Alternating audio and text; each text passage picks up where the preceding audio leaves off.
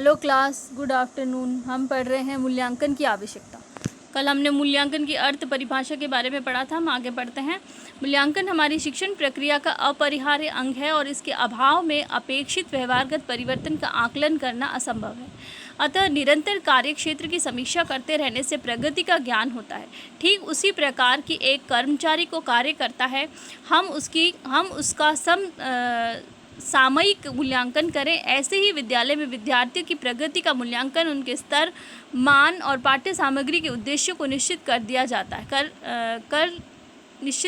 जाता है। मूल्यांकन प्रक्रिया में निम्नलिखित बातों को ध्यान में रखना आवश्यक है। पहला, मूल्यांकन नियमित रूप से होना चाहिए। दूसरा, मूल्यांकन कार्य नैदानिक एवं उपचारात्मक हो। तीसरा, मूल्यांकन अधिगम स्तर बढ़ाने वाला हो। चौथा, मूल्यांकन शिक्षण में विभिन्न विधियों को प्रोत्साहित करने वाला हो।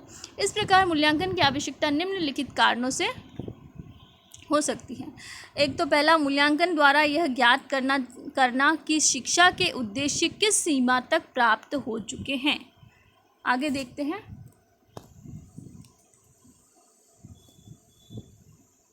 और दूसरा पॉइंट है कि मूल्यांकन द्वारा हम यह पता लगाते हैं कि विभिन्न विषयों में जो हमारे सम्मुख आए उनको हमने किस सीमा तक प्राप्त किया। मूल्यांकन द्वारा इस बात की भी जांच होती है कि कक्षा शिक्षण में जो अनुभव प्रदान किए गए हैं वे कितने प्रभावशाली हैं। अगला है मूल्यांकन का महत्व। तो मूल्यांकन का महत्व अग्रलिखित है। इसमें सबसे पहला पॉइंट है शैक्षिक उद्देश्यों की प्राप्ति का ज्ञान होना।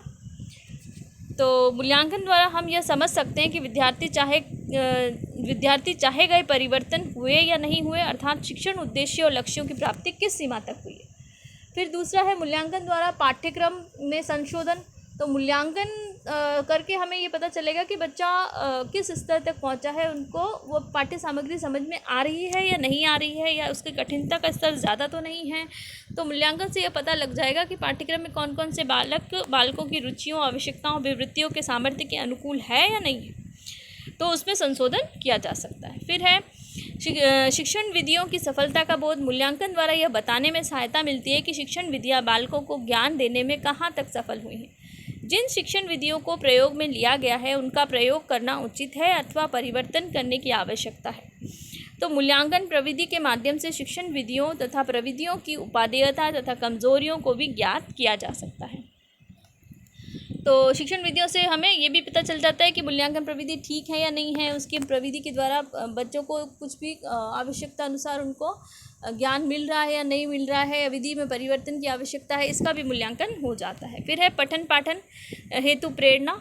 तो मूल्यांकन में वस्तुनिष्ठ परीक्षाएं जैसे ऑब्जेक्टिव बेस्ड क्वेश्चंस होते हैं, उनका संपूर्ण पाठ्यक्रम पर आधारित होती है। उसमें छात्रों को पूरे